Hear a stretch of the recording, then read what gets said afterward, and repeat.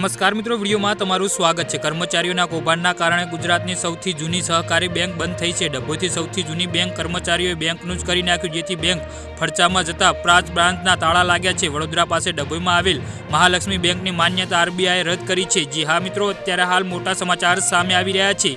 તો મિત્રો, સમાચારમાં વધુ વિગતવાર વાત કરીએ તો બેંકના અનઘટ વહીવટના કારણે આરબીઆઈએ માન્યતા રદ કરવાનો નિર્ણય લીધો છે। બેંક પાસે પૂરતી આવક અને રોકડ ન હોવાથી આ નિર્ણય લેવાયો છે। બેંકના પૂર્વ મેનેજર સુરેશ પટેલે કરોડો રૂપિયાનું ફ્રોડ કર્યું હતું। જી હા મિત્રો, અત્યારે હાલ મોટા સમાચાર સામે આવી રહ્યા છે। 1972થી શરૂઆત થયેલી મહાલક્ષ્મી બેંકનું લાયસન્સ આખરે આરબીઆઈ દ્વારા સસ્પેન્ડ કરવામાં આવ્યું છે। છેલ્લા ઘણા સમયથી વિવાદોના ઘેરામાં રહેલી મહાલક્ષ્મી બેંકના સત્તાધીશો અને મેનેજરોની કૂટનીતિના કારણે ખાતેદારો મુશ્કેલીમાં મુકાયા છે। જી હા મિત્રો, અત્યારે હાલ મોટા સમાચાર સામે આવી રહ્યા છે। આ બેંક મૂળ વડોદરાની છે અને જેની વડોદરાની આસપાસના વિસ્તારોમાં કુલ 5 બ્રાન્ચ આવેલી છે। આ તમામ બ્રાન્ચને હવે તાળા લાગી જશે। આ પ્રાચીન બ્રાન્ચના હવે બંધ કરવાનો વારો આવે છે, જેથી જો તમારા રૂપિયા આ બેંકમાં હોય તો ચેતી જજો।